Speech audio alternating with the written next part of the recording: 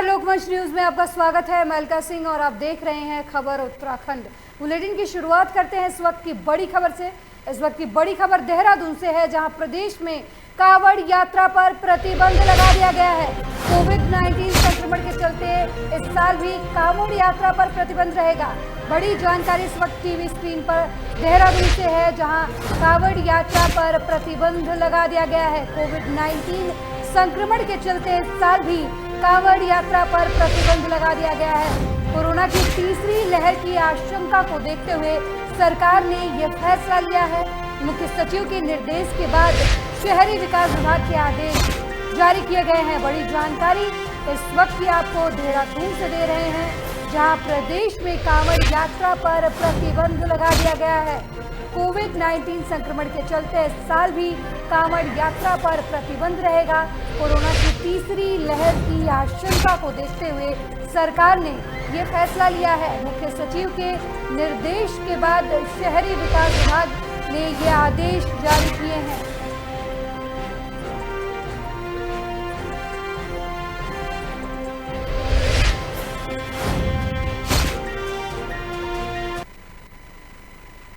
अगली बड़ी खबर भी देहरादून से है, जहां मुख्यमंत्री तीरथ सिंह रावत आज दिल्ली में रुकेंगे।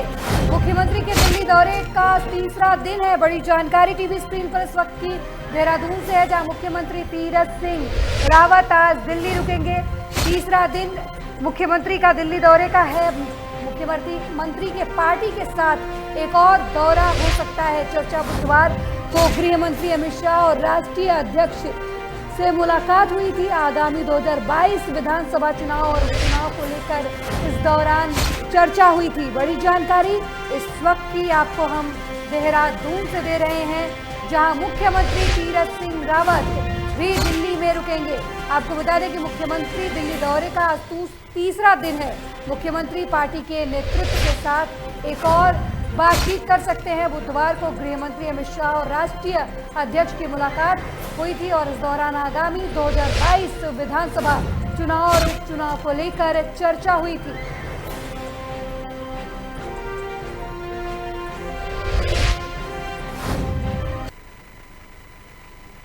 डिजिटल इंडिया अभियान के लाभार्थियों के साथ संवाददाता कार्यक्रम के तहत प्रधानमंत्री नरेंद्र मोदी ने देहरादून के एक टैक्सी चालक हरिराम से बातचीत की। हरिराम ने अपना अनुभव साझा करते हुए कहा कि वो one nation one ration card के तहत राशन का लाभ उठा रहे हैं। साथ ही सवारियों के साथ टोल टैक्स पर डिजिटल लेन देन करते हैं। ये बात सुनकर पीएम मोदी काफ़ी उत्साहित हुए और हरिराम को बधाई दी। आपको बता दें कि हरिराम का परिवार चंद्रबनी में रहता है। हरिराम टैक्सी चलाते हैं। गुरुवार को IT पार्क स्थित एक सभागार में आयोजित इस संवाद के दौरान पीएम मोदी से हरिराम को बातचीत करने का मौका मिला।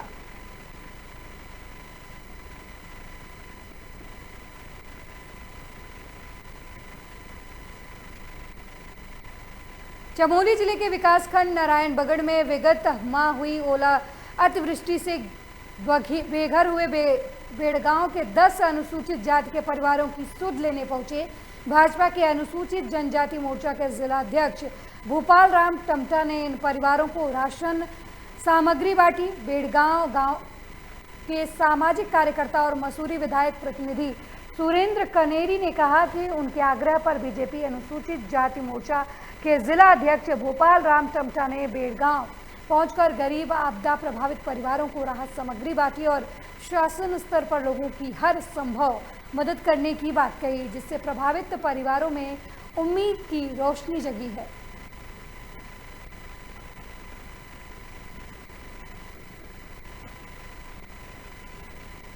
परिवारों की दुख को देखते हुए मेरी शासन प्रशासन से मांग है कि इन लोगों को अतिशीघ्र कहीं अन्यत्र जगहों पर खतरे को देखते हुए विस्थापित किया जाए और शासन प्रशासन से जो भी हो सके मुआवजे के तौर पर इनको मुआवजा प्रदान किया जाए। और हम लोग भी कहीं ना कहीं प्रयासरत है। विभिन्न सामाजिक संगठनों से इनकी मदद करने के लिए हम लोग तैयार हैं। जो हमारी खेती बाड़ी के लिए लायक जमीन थी वो भी नष्ट हो चुकी है। वहाँ पर कोई साधन नहीं है। पीने का पानी था, नल है, पूरी पूर्ण रूप से क्षतिग्रस्त हो चुकी है। विस्थापन की मांग कर रहे हैं। तो विस्थापन की मांग हम की हमारे आजीवन के लिए हम वहाँ पर रहेंगे तो हमारे पीढ़ी दर पीढ़ी के लिए खतरा हो सकता है। और हमारे जो 2 मकान के आगे पीछे स्लाइड है। वहीं चमोली में संतोपत के अति दुर्गम पैदल मार्ग पर एक युवक साइकिल चला रहा था। संतोपत बद्रीनाथ से ऊपर स्वर्गारोहण का एक हिमालय खतरनाक ट्रैक है। वहाँ ट्रैक है जिस रूट पर आदिकाल में पांडव स्वर्गारोहण के लिए निकले थे। ये युवक जोशीमठ पांडुकेश्वर का निवासी है। सोमेश पवार के साहस और कुछ गुजरने के जज्बे ने इस तरह की खतरनाक यात्रा को खास बना दिया। इसका उद्देश्य वैश्विक महामारी कोरोना से विश्व को मुक्ति और स्वच्छ और साफ हिमालय का संदेश देना है। इससे पहले सोमेश पवार भारत के अंतिम गांव माड़ा से कन्याकुमारी की 4035 किलोमीटर की यात्रा साइकिल से कर चुके हैं। युवक सोमेश पवार पांडुकेश्वर के निवासी हैं। बता दें कि पहली बार कोई साइकिल से संतोपत स्वर्गारोहिणी की 5 दिन की 50 किलोमीटर यात्रा कर वापस बद्रीनाथ लौट कर आया है। इससे पहले किसी ने भी यहाँ साइकिल से संतोपत स्वर्गारोहिणी की यात्रा करने की सोची भी नहीं होगी, लेकिन ये चाह को राह बहुत ही आसानी से मिल जाती है और इसे सोमेश पवार ने सार्थक कर डाला है। आज मेरी सतोपन की साइकिल यात्रा समाप्त हुई है और भगवान बद्री विशाल जी की कृपा से यात्रा बहुत अच्छी रही। 50 किलोमीटर की यह यात्रा 4 दिन में मैंने समाप्त की है और 25 किलोमीटर की चढ़ाई बहुत ही दुर्गम क्षेत्र सतोपंथ। महानगर कांग्रेस ने राजकीय चिकित्सालय में चिकित्सकों की कमी को लेकर धरना प्रदर्शन किया। महानगर कांग्रेस अध्यक्ष संदीप सहगल के नेतृत्व में नगर के तमाम कांग्रेसी नेता और कार्यकर्ता एलडी भट्ट राजकीय चिकित्सालय में पहुंचे और धरने पर बैठे। धरना प्रदर्शन के दौरान प्रदेश की भाजपा सरकार के विरुद्ध नारेबाजी की और चिकित्सकों की नियुक्ति की मांग करते हुए सीएमएस डॉक्टर पीके सिन्हा को ज्ञापन सौंपा।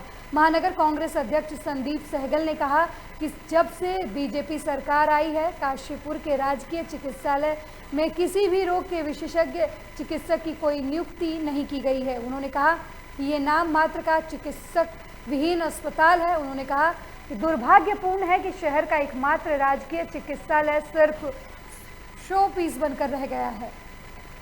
में जो हमारे भगवान के बाद यदि दूसरा किसी को नाम दिया जाता है तो वो चिकित्सकों को दिया जाता है। आज राष्ट्रीय चिकित्सक दिवस पे समस्त डॉक्टरों को शुभकामनाएं देता हूँ और इसी चिकित्सक दिवस पर ये बड़ा दुर्भाग्य का विषय है कि जो डबल इंजन की सरकार है, उस डबल इंजन की सरकार में काशीपुर राजकीय जो अस्पताल है, काशीपुर जो सरकारी अस्पताल है, वो डॉक्टरों के विहीन है। आज मेन डॉक्टर जैसा कि फिजिशियन यहाँ पे, पैथोलॉजिस्ट, हार्ट स्पेशलिस्ट, आपका बर्न स्पेशलिस्ट, एक से एक बड़े डॉक्टर, गायनोलॉजिस्ट, बड़े से बड़े डॉक्टर जिनकी मेन ज़रूरत पैथोलॉजिस्ट, हड्डी रोग विशेषज्ञ, जो मेन डॉक्टरों की दिन प्रतिदिन जिनकी ज़रूरत पड़ती है।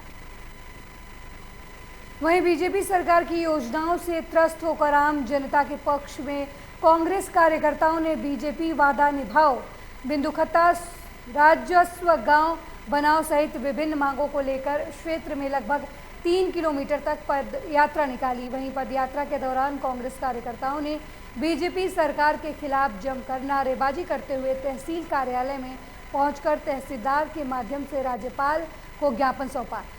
यहां कांग्रेस जिला अध्यक्ष सतीश नैनवाल के नेतृत्व में सैकड़ों कांग्रेसियों ने हाथ में तख्ती लेते हुए बिंदुखत्ता से लेकर तहसील कार्यालय तक लगभग 3 किलोमीटर तक क्षेत्र में पैदल यात्रा निकाली, जिसमें कार्यकर्ताओं ने बीजेपी सरकार के खिलाफ नारेबाजी की। इस दौरान कांग्रेस नेताओं ने कहा कि प्रदेश की डबल इंजन बीजेपी सरकार ने लालकुआं विधानसभा क्षेत्र के साथ सौतेला व्यवहार किया है। साथ ही वर्तमान सरकार द्वारा बीते 4 सालों में लालकुआं में कोई भी विकास कार्य नहीं करवाया गया है। ये आरोप कांग्रेसियों ने सरकार पर लगाया।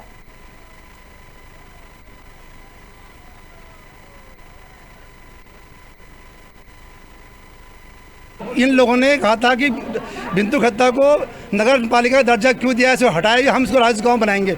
तो मगर ये 5 साल का अवधि बीत चुकी है। ये 5 साल में इनका एक भी जनप्रतिनिधि या एमएलए को या एमपी को उस क्षेत्र में आके उन्होंने ये नहीं बोला कि हम इसको राजस्व गाँव बनाएंगे। आज 4.5 वर्ष होने को हैं और इन्होंने जनता से इतना झूठ बोला। जनता इनके सारे कामों से त्रस्त है। इन्होंने जनता की मूलभूत समस्याओं को हल करने का कोई प्रयास नहीं किया। आप देख रहे हैं आज महंगाई कहाँ बढ़ गई है। भाई देखिए, सिलेंडरों के दाम बढ़ गए, पेट्रोल डीजल के दाम इतने बढ़ चुके हैं। तो ऐसे कैसे काम चलेगा? इसका जवाब तो अब जनता के पास यही है कि चुनाव में जो है वो इनको हराकर अपना बदला लेगी और आने वाली जो सरकार कांग्रेस की आएगी वो निश्चित ही आने वाले समय बिंदु खत्ता की समस्या और लाल कुआं की समस्या और गोलापार आदि क्षेत्र में जो भी समस्याएं हैं, इस क्षेत्र की जो प्रमुख मांगें हैं, उनको हल करने का पूरा प्रयास। वहीं हरिद्वार में गर्मी के पारे के साथ साथ चुनावी पारा भी चढ़ता जा रहा है। जिले में पंचायत चुनाव को लेकर सरगर्मियां तेज चल रही हैं, जिसके चलते चुनावी प्रक्रिया को लेकर प्रशासन भी अब कमर कसे हुए नजर आने लगा है। जिला स्तर से लेकर ब्लॉक स्तर तक मतदान सूची तैयार की जा रही है। वहीं कुछ जगहों पर वोटर लिस्ट से ग्रामीणों के नाम गायब होने की शिकायतें भी सामने आ रही हैं।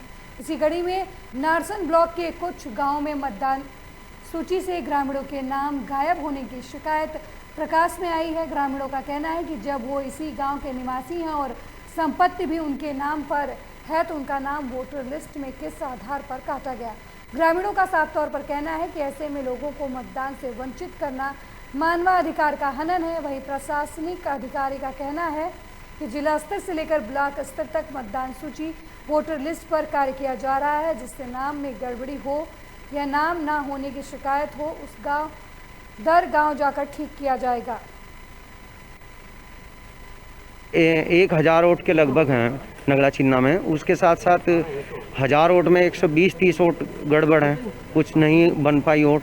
तो इस तरह की हर गांव में प्रॉब्लम है। जैसे लिभरड़ी उसमें तो काफ़ी कई हज़ार वोट हैं, वहाँ पर तो कई सौ वोट का गड़बड़ होगा। तो इसलिए हर गांव में हर पंचायत में इस तरह की गड़बड़ आ रही है। तो इन्होंने आश्वासन दिया कि ये 5 तारीख से पहले हम ठीक करा देंगे और आप इस फॉर्म दिए हैं वो भरवाओ, जो आप यहाँ पहुँच सकता है तो यहाँ पहुँचाओ। नहीं, देखिए वर्तमान में जो ग्राम पंचायत स्तर की जो मतदाता सूचियाँ हैं उसका पुनरीक्षण का कार्य चल रहा है। तो आपके द्वारा जो प्रकरण संज्ञान में लाया गया है तो इस विषय में वीडियो से वार्ता भी हुई थी, उनके द्वारा अवगत कराया गया है कि 5 तारीख तक 5 जुलाई तक अभी नाम जुड़ने भी है और करेक्शन भी होना है। तो अगर कोई व्यक्ति किसी व्यक्ति का नाम मतदाता सूची में दर्ज नहीं है या छूट गया है या गलत तरीके से किसी को डिलीट कर दिया गया है तो 5 तक अपनी आपत्ति पुट कर सकता है, तो दावा दे सकता है। वहीं नगर पालिका परिषद सभागार में विभागों की समीक्षा बैठक में आधी अधूरी तैयारियों को लेकर कैबिनेट मंत्री गणेश जोशी का पारा चढ़ गया। उन्होंने मौके पर ही अधिकारियों को फटकार लगाई और कहा कि अगली बैठक में पूरी तैयारी के साथ आएं। समीक्षा बैठक में कैबिनेट मंत्री गणेश जोशी ने कहा कि अधिकारी अपनी जिम्मेदारी से काम करें। उन्होंने कहा कि उनकी प्राथमिकता है कि मसूरी में उप जिला चिकित्सालय में पूरी सुविधाएं मौजूद हों। साथ ही वैक्सीनेशन को लेकर भी उन्होंने डॉक्टरों से सलाह मशवरा किया। प्राथमिकता के आधार पर मसूरी में वैक्सीनेशन कराने की बात कही। मसूरी देहरादून विकास प्राधिकरण के अधिकारियों से उन्होंने मसूरी में शौचालय के निर्माण कार्यों को लेकर भी बातचीत की और कहा कि मसूरी में अत्याधुनिक शौचालयों का निर्माण किया जाना चाहिए। अपने क्षेत्र की समस्याओं के लिए मॉनिटरिंग करता रहता हूं, क्योंकि अब बरसात भी आ रही है। आज मैंने सारे हेल्थ से लेकर बिजली, पानी, सड़क, NH, पीडब्ल्यूडी और सारे अधिकारी यहाँ पर बुलाया था। हर विषय पे चर्चा हुई है। मेरा ड्रीम प्रोजेक्ट जो मसूरी में पानी लाने का है, 144 करोड़ की योजना जो मैं केंद्र से लेकर आया था, उसकी प्रगति की जानकारी हमने ली। उस पर काम चल रहा है। मसूरी की 50 किलोमीटर जो पेयजल लाइनें पुरानी जंग खा गई हैं उनको ठीक किया जा रहा है। अटल उत्कृष्ट विद्यालय योजना के अंतर्गत मसूरी स्थित घनानंद राजकीय इंटर कॉलेज में इसमें सम्मिलित किया गया, जिसका उद्घाटन कैबिनेट मंत्री गणेश जोशी ने किया।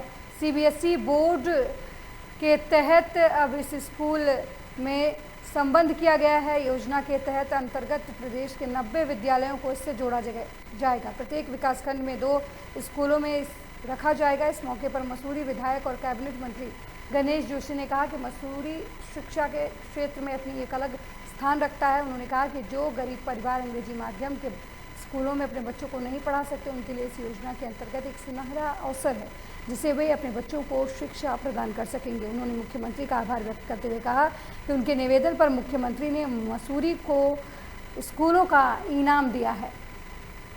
मैं आभार व्यक्त करना चाहता हूँ प्रदेश के मुख्यमंत्री तीरथ सिंह रावत जी का कि मेरे अनुरोध पर जब 10-11 का चयन हो रहा था तो हमारे इस विद्यालय को उन्होंने चयनित किया, क्योंकि मसूरी एजुकेशन हब है। यहाँ पर इंग्लिश मीडियम स्कूल हैं बड़े बड़े, लेकिन गरीब परिवारों के बच्चे आर्थिक कमजोरी के कारण वहाँ नहीं जा पाते। ऐसे में मसूरी के शिक्षा के क्षेत्र में विद्यालय के मील का पत्थर साबित होगा और मेरा संकल्प है आने वाले 5 सालों के अंदर इसे सारी सुविधाओं से युक्त विद्यालय हम बनाए। इस वक्त की बड़ी खबर नैनीताल से आ रही है, जहां सरोवर नगरी में लगभग 15 किलोमीटर दूर पर हादसा हुआ है। हादसे में एक युवक की मौके पर ही मौत हो गई, जबकि एक युवक घायल हो गया है। वाहन में युवक सब्जी लेकर हल्द्वानी से मंडी जा रहा था। घायल युवक को जिला अस्पताल में भर्ती कराया गया है। शव को पुलिस ने पंचनामा कर पोस्टमार्टम के लिए भेज दिया है। बड़ी जानकारी इस वक्त आपको नैनीताल से दे रहे हैं, जहां सरोवर नगरी से लगभग 15 किलोमीटर दूरी पर एक हादसा हुआ है। हादसे में एक युवक की मौके पर मौत हो गई, जबकि दूसरा युवक घायल है। वाहन से युवक सब्जी लेकर हल्द्वानी मंडी जा रहा था। घायल युवक को जिला अस्पताल में भर्ती कराया गया है। शव को पोस्टमार्टम के लिए पुलिस ने अस्पताल भेजा है। बड़ी जानकारी इस वक्त की आपको नैनीताल से दे रहे हैं, जहां नैनीताल से 15 किलोमीटर दूरी पर सड़क हादसा हुआ। इस हादसे में एक युवक की मौत हो गई, जबकि दूसरे युवक की हालत गंभीर बताई जा रही है। घायल युवक को अस्पताल में भर्ती करवाया गया है।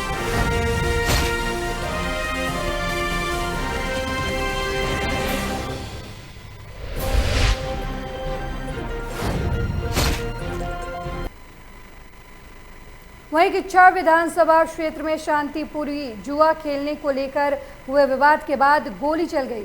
इससे घायल युवक की हालत गंभीर बनी हुई है। चिकित्सकों ने युवक की हालत को देखते हुए उसे हायर सेंटर रेफर कर दिया।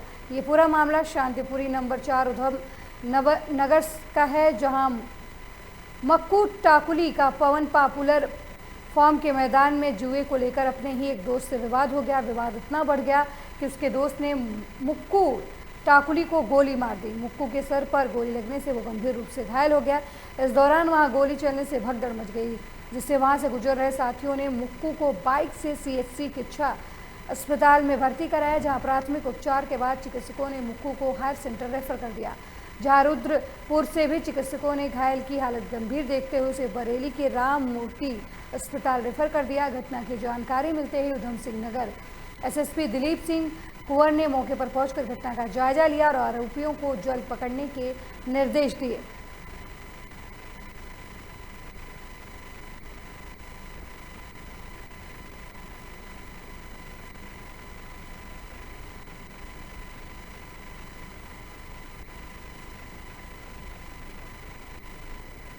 वहीं रुड़की की सिविल लाइन कोतवाली क्षेत्र के महज कुछ ही दूरी पर गंग नहर में मासूम बच्चे की मौत की छलांग लगा रहे हैं। रुड़की की गंग नहर में 40 से 50 फीट की ऊंचाई वाले लोहे के पुल से युवक मौत की खौफनाक छलांग लगा रहे हैं, जिसका वीडियो सोशल मीडिया पर तेजी से वायरल हो रहा है, जिसे देखकर हर कोई अपने दांतों तले उंगली दबाने को मजबूर हो रहा है। वहीं अभी भी रुड़की की मेन बाजार गंग नहर पुल पर गर्मी से निजात पाने के लिए छोटे छोटे मासूम बच्चे छलांग लगा रहे हैं और राहगीर इसका खूब लुत्फ उठा रहे हैं। हालांकि किसी भी वक्त कोई बड़ा हादसा हो सकता है। इस संबंध में जब CO रुड़की बहादुर सिंह चौहान से बातचीत की गई तो उनका कहना है कि मीडिया के द्वारा इस तरह का वीडियो उनके सामने आया है, जिसमें बच्चे नहर से छलांग लगाते नजर आ रहे हैं। संबंधित थाना अध्यक्ष और पुलिस को निर्देशित किया गया है कि इस तरह के बच्चों को जागरूक करें और उनकी जान की हिफाजत करें। हाँ, ये जो है वीडियो आपके द्वारा जो है हमारे पास आया है और आपके द्वारा बताया गया है कि इस तरह की चीज़ें हो रही है। जो छोटे छोटे बच्चे हैं वहाँ पे नहर पुल पे उनके जो है वहाँ जो है छलांगे वगैरह नहर में मार रहे हैं, जिसमें किसी भी हादसे होने की संभावना है। इस संबंध में संबंधित थाना और जल पुलिस के लिए जो है निर्देश जारी कर दिए गए हैं कि जो भी इस तरह के बच्चे आते हैं उनको रोकथाम किया जाए और उन्हें जागरूक किया जाए कि इस तरह के। टिहरी जिले के चंबा विकासखंड कार्यालय में प्रधान संगठन चंबा के पदाधिकारियों ने अपनी 12 सूत्रीय मांगों के निराकरण को लेकर सरकार के खिलाफ नारेबाजी करते हुए प्रदर्शन किया। प्रधान संगठन चंबा अध्यक्ष सुधीर बहुगुड़ा के नेतृत्व में प्रधान ने प्रधानों के विकासखंड कार्यालय चंबा में सरकार के खिलाफ नारेबाजी की और धरना शुरू किया।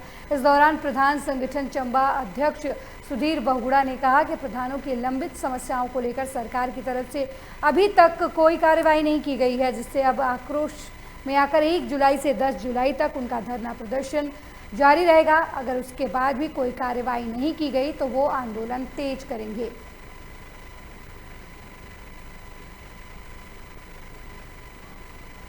उत्तराखंड राज्य में आंदोलनकारियों का 10% आरक्षण समाप्त होने पर राज्य सरकार ने मजबूत पक्ष नहीं रखने जाने को लेकर आम आदमी पार्टी ने डोईयावाला विधानसभा क्षेत्र के नेताओं और कार्यकर्ताओं के साथ मिलकर उत्तराखंड सरकार के विरुद्ध जोरदार प्रदर्शन किया। हर्रावाला चौक पर प्रदर्शन के साथ राज्य सरकार विरोधी नारे लगाते हुए आम आदमी पार्टी के कार्यकर्ताओं ने प्रदर्शन कर आंदोलनकारियों के आरक्षण को समाप्त किए जाने का जिम्मेदार सीधे सीधे सरकार को ठहराते हुए कहा कि यदि सरकार आंदोलनकारियों का पक्ष मजबूती से कोर्ट के सामने रखती तो आरक्षण समाप्त करना कोर्ट के लिए संभव नहीं होता।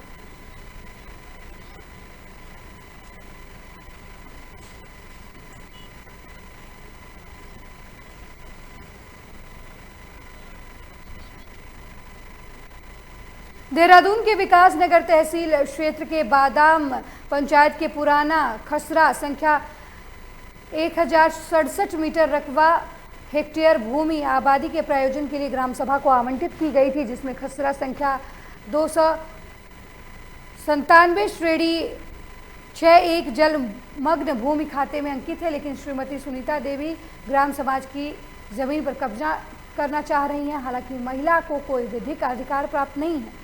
उक्त महिला को आवासीय पट्टा जहां आवंटित किया गया, वो महिला अपना निर्माण कार्य न करके दूसरी जगह पर निर्माण कार्य कराने की कोशिश कर रही है, जिसका ग्रामीणों ने खुलकर विरोध किया। कब्जाधारी का कहना है कि जमीन उसी की है और जमीन के दस्तावेज भी उसके पास है। एसडीएम कोर्ट में वाद भी चल रहा है, लेकिन ग्रामीणों का कहना है कि ये भूमि ग्राम समाज की है। ग्रामीणों ने एसडीएम विकास नगर से शिकायत की और ज्ञापन भी दिया। वहीं जब इस मामले में एसडीएम विकास नगर से पूछा गया तो उनका कहना था कि नायब तहसीलदार को मौके पर भेजकर तुरंत कार्रवाई की जाएगी। से कुछ ग्रामीण आए थे, वो कुछ उसमें पट्टे को लेकर कोई विवाद है, जिसमें बताया गया कि पट्टे कहीं और पे मिला है और कब्जा कहीं ग्राम समाज की ज़मीन पे हो रहा है। तो उसमें मैंने अभी तुरंत ही कानूनगो और पटवारी को मौके पे भेजा है, जिसमें वो वहाँ पर मौके पे तस्दीक करेंगे कि कहाँ पर पट्टा मिला था और कहाँ पर अगर अवैध कब्जा करने की कोशिश की जा रही है तो उसको हटाया जाएगा और अवैध अतिक्रमण नहीं होने दिया जाएगा। बड़ी खबर देहरादून से है, जहां जनता पर फिर पड़ी महंगाई की मार। पेट्रोल डीजल के बाद रसोई गैस के बढ़े दाम। बड़ी खबर टीवी स्क्रीन पर देहरादून से है, जहां जनता पर एक बार फिर महंगाई की मार पड़ी है। आपको बता दें, पेट्रोल डीजल के बाद अब रसोई गैस के दाम बढ़े हैं। घरेलू गैस सिलेंडर के दाम 22 रुपये 50 पैसे बढ़े हैं। देहरादून में घरेलू गैस सिलेंडर के दाम 828 से बढ़कर 854 रुपये हुए हैं, जबकि कॉमर्शियल गैस सिलेंडर के दाम में भी बढ़ोतरी हुई है। कॉमर्शियल गैस सिलेंडर के दाम में 84 रुपये का इजाफा हुआ है।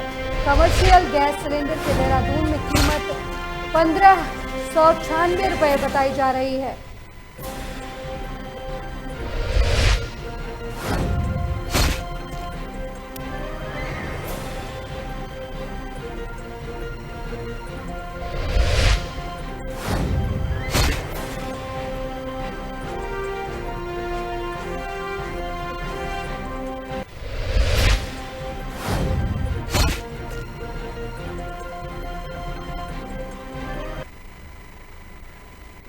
यूपी के नए डीजीपी के रूप में मुकुल गोयल ने पदभार संभाल लिया है। इस दौरान उन्होंने कहा कि वो राज्य की कानून व्यवस्था को और मजबूत बनाएंगे, ध्यान देंगे। उन्होंने साफ किया कि राज्य में क्राइम को कंट्रोल करना पुलिस की जिम्मेदारी है। इसके साथ ही मुकुल गोयल ने कहा कि पुलिसकर्मियों को जनता से जुड़कर उनसे दूरी कम करने पर ध्यान देना चाहिए। नए डीजीपी ने कहा कि इससे क्राइम कंट्रोल करने में मदद मिलेगी।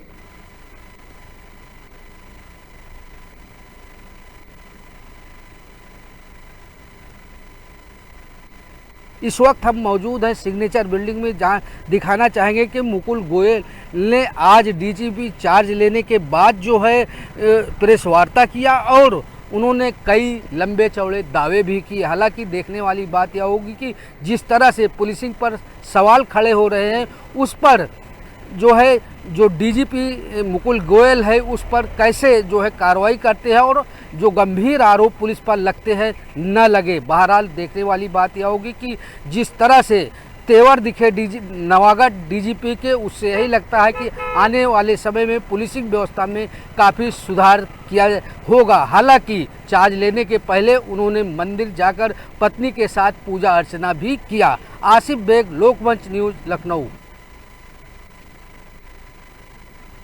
ओम प्रकाश राजभर ने राजनीतिक मुद्दे और 2022 के चुनाव की तैयारी के बारे में और साथ साथ अपने गठबंधन के बारे में विस्तार पूर्वक बातें की। देखिए ये रिपोर्ट। इसमें मौजूद हैं हमारे साथ सुबसपा के राष्ट्रीय अध्यक्ष ओम प्रकाश राजभर जी। हम इनसे इस समय के मुद्दे और कुछ राजनीतिक विषय पर बात करेंगे और इनकी राय जानेंगे। जी मित्र जी, जिस प्रकार इस समय भाजपा आप द्वारा जो भाषण या कुछ शब्द बोले जा रहे हैं, भाजपा काफ़ी बौखला जा रही है और कटाक्ष कर रही है, इस पर क्या कहना चाहेंगे? देखिए, उत्तर प्रदेश या देश पहले कृषि प्रधान देश था, अब ये जाति प्रधान देश हो गया है। कल तक बीजेपी कांग्रेस जातियों के नाम पे लाभ लिया, लेकिन जातियों को लाभ नहीं दिया।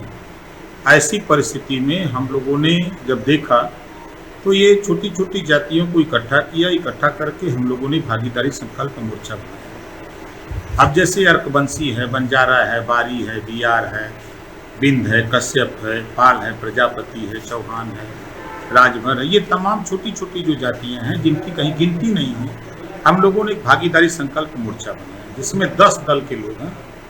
तो जब मोर्चा बनाया तो मोर्चे का एक हम लोगों ने तय किया कि जब उत्तर प्रदेश में एक बार बीजेपी और बहुजन समाज पार्टी ने रिहर्सल किया 6-6 महीने के मुख्यमंत्री का, 325 सीट आने के बाद 2-2 डिप्टी सीएम बनाया, तो हम लोगों ने देखा कि जब 6-6 महीने का रिहर्सल हो सकता है तो 1-1 साल का रिहर्सल क्यों नहीं।